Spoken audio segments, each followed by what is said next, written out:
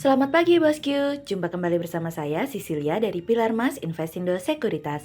Touch your heart, touch your profit.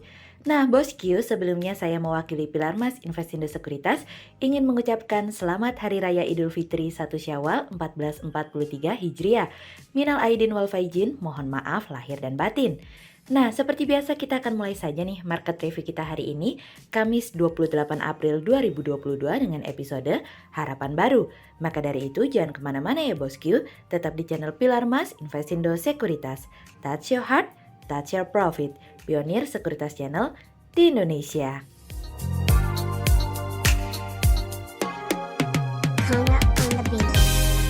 Seperti biasa kita akan mulai dari Global Economics Calendar. Ada berita dari US MBA Mortgage Applications yang turun dari sebelumnya minus 5% menjadi minus 8,3%. Kemudian ada dari US Wholesale Inventories month on month yang turun dari sebelumnya 2,6% menjadi 2,3%. Kemudian ada dari US Pending Home Sales month on month yang naik dari sebelumnya minus 4% menjadi minus 1,2%. Kemudian kita beralih ke corporate news. Ada berita dari PT Bank Negara Indonesia Persero Tbk atau BPNI yang catat laba kuartal 1 2022 mencapai 3,96 triliun rupiah, tumbuh 63,2% year on year dari kontan.co.id. Kemudian ada dari PT Cam Resto Indonesia Tbk atau ENAK yang meraup pendapatan sebesar 268,22 miliar rupiah hingga periode 31 Maret 2022 meningkat dari pendapatan 162,52 miliar rupiah di periode yang sama di tahun sebelumnya dari iqplus.info. Kemudian ada dari PT Arci Indonesia Tbk atau ARCI yang menganggarkan belanja modal atau capital expenditure sekitar 40 hingga 50 juta US dollar pada tahun 2022 dari iqplus.info. Kemudian pada perdagangan hari Rabu tanggal 27 April 2022, IHSG ditutup melemah sebesar minus 35 poin atau minus 0,49% menjadi 7.196. Sektor transportation and logistik, financials, infrastructures, properties and real estate, healthcare, teknologi bergerak negatif dan mendominasi penurunan IHSG kali ini. Investor asing di seluruh pasar membukukan pembelian bersih sebesar 83,9 miliar rupiah. Kemudian kita akan masuk ke market review kita hari ini. Cerita hari ini akan kita awali dari harapan baru. Kali ini Presiden Xi Jinping telah membuat komitmen yang begitu berani untuk mendorong pembangunan infrastruktur sebagai usaha baru untuk menyelamatkan pertumbuhan ekonomi di Cina. Presiden Xi menyampaikan hal tersebut pada hari Selasa kemarin kepada Komite Sentral Keuangan dan Ekonomi, di mana dirinya mengatakan bahwa infrastruktur adalah pilar pembangunan ekonomi dan sosial. Para pejabat yang hadir juga sepakat memberikan kesimpulan bahwa infrastruktur Cina masih belum sesuai dengan permintaan untuk pembangunan dan keamanan nasional. Oleh sebab itu, pemerintah Cina akan memperkuat konstruksi infrastruktur secara menyeluruh untuk memastikan keamanan nasional, memperluas permintaan domestik, dan beberapa tujuan lainnya.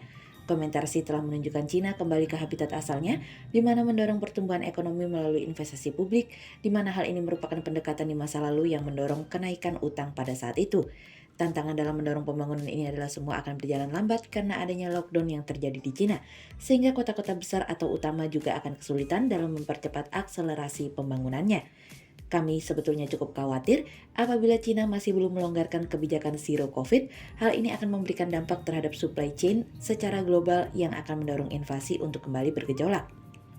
Sejauh ini, karena para pihak berwenang belum memberikan sebuah stimulus atau kebijakan yang yahut, hal ini telah memberikan pelaku pasar dan investor kecewa dan lagi-lagi indeks saham acuan CSI 300 kembali ditutup pada level terendahnya dalam kurun waktu 2 tahun terakhir pada hari Selasa. Sementara Yuan telah jatuh ke level terlemahnya sejak November 2020 sebelum Xi memberikan pidato optimis terkait dengan pembangunan infrastruktur.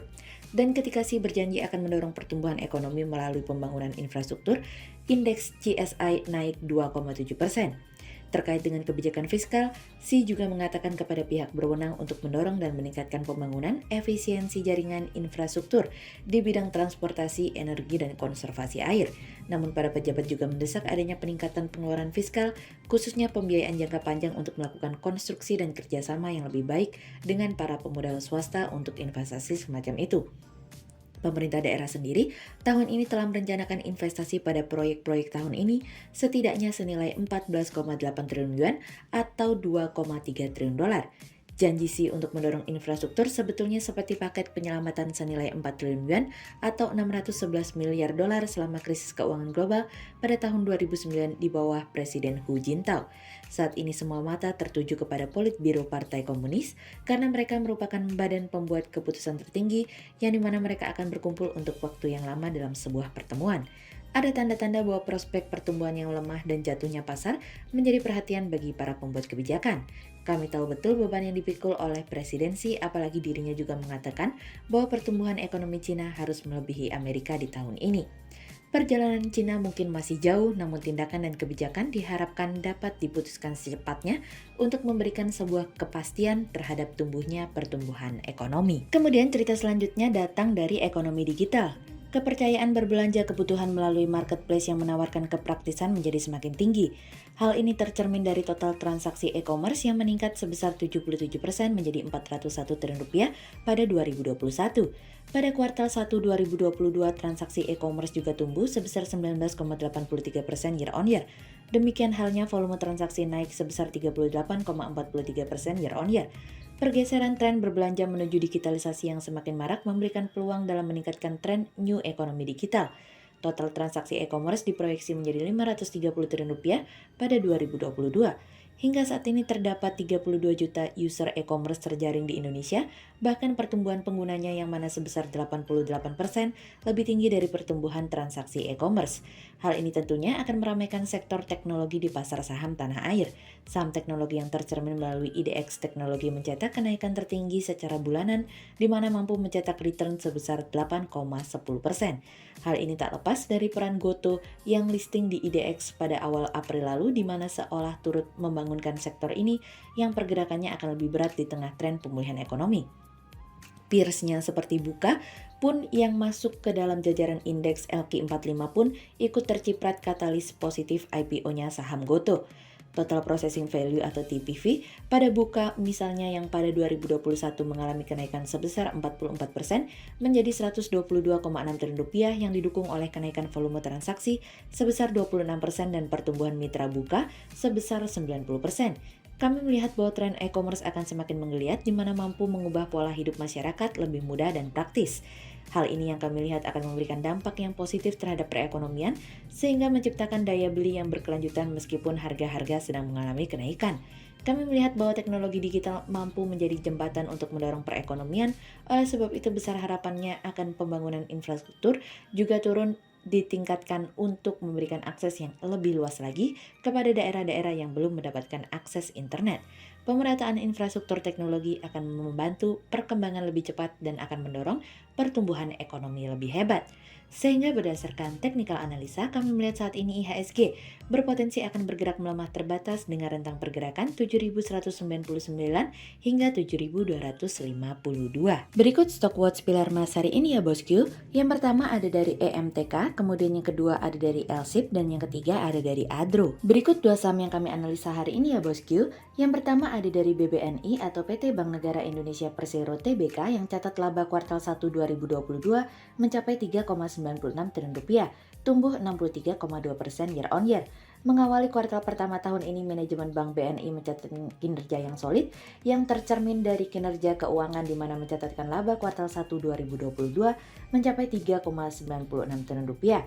Sehingga berdasarkan technical analisa dalam tren pada jangka waktu short term berpotensi untuk bullish dengan target 9.700 dan tingkat probabilitas sebesar 62%, sementara dalam jangka waktu long term berpotensi untuk bullish dengan target 10.170 dan tingkat probabilitas sebesar 49%. Kemudian yang kedua ada dari ALI atau PT Astra Agro Lestari Tbk yang meraih penjualan bersih 6,58 triliun rupiah hingga periode 31 Maret 2022, naik dari 5,04 triliun rupiah di periode yang sama di tahun sebelumnya. Sepanjang kuartal 1 2022, perusahaan mencatatkan penjualan perseroan pada periode tersebut tercatat sebesar 6,58 triliun rupiah, naik 30,71% dari periode yang sama tahun lalu 5,04 triliun rupiah. Hal ini sejalan dengan kenaikan harga CPO menjadi kontribusi pendapatan yang dibukukan perusahaan. Sehingga berdasarkan technical analisa dalam tren pada jangka waktu short term, berpotensi untuk bullish dengan target 13.000 dan tingkat probabilitas sebesar 36%, sementara dalam jangka waktu long term, berpotensi untuk bullish dengan target 15.050 dan tingkat probabilitas sebesar 52%. Berikut kami akan menampilkan 40 saham pilihan dari Pilar Mas.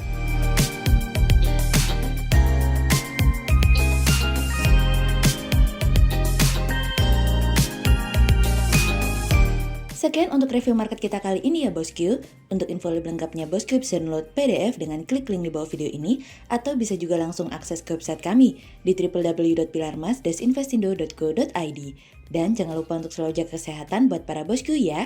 Kita akan bertemu lagi besok pagi untuk market review yang berikutnya. Jadi jangan lupa like, subscribe, dan tonton terus channel Pilar Mas Investindo Sekuritas.